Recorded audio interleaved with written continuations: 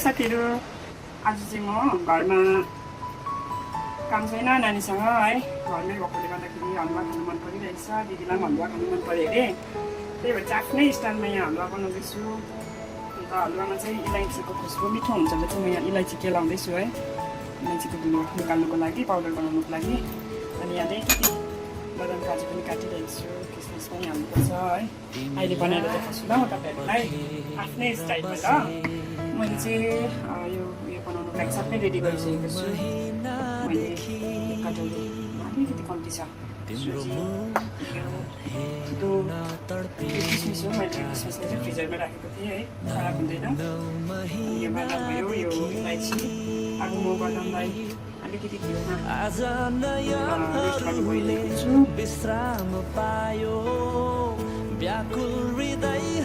दुई चम्मच शान्ति छायो, हल्का रोस्ट गर्नु।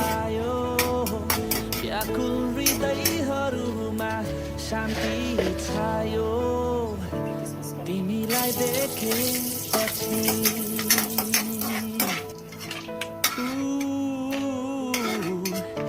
तिमीलाई देखे। यो चाहिँ मेरो आफ्नै तरिकाले बनाएको ल, थप्दैछु।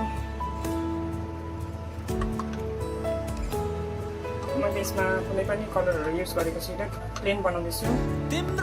कतिले चाहिँ केसरहरू युज गर्छ है, म चाहिँ केसर केही युज नगरेर सिम्पल बनाउँदैछु। यो सुजीलाई मैले घिउमा अलिकति हल्का रातो भएपछि यसमा हाल्नुपर्छ।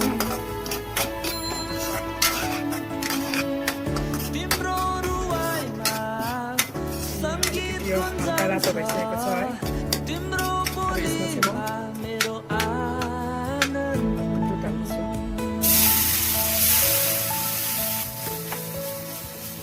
ईश्वरको हाँसोलाई लिएर आयो।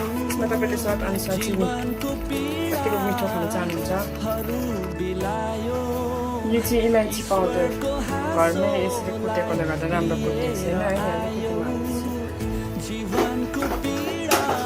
आएको छ। किनभने मैले कलर हालेको छु यसमा, केसरले पनि हालेको छु घरमै, तिमीले खानेको लागि बनाएको। अनि यसमा माथिबाट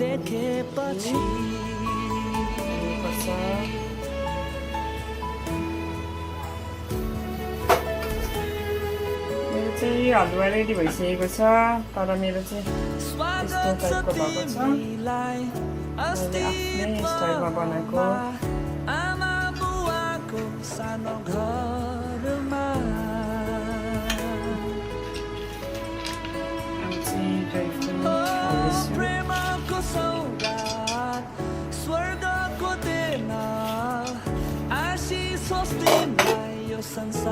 हेर्नुहोस्, मेरो चाहिँ हलुवा रेडी भइसकेको छ। तपाईँहरूले पनि ट्राई गर्न सक्नुहुन्छ। यो मेरो आफ्नै स्टाइलमा बनाएको, हेर्नुमा त अब हलुवा जस्तो देखिरहेको छ, तर सुक्खा भएको छ। तपाईँहरूले ट्राई गर्न सक्नुहुन्छ। अनि लाइक, कमेन्ट, सेयर, सब्सक्राइब पनि गरिदिनुहोस्। फेसबुक च्यानलमा पनि। By by.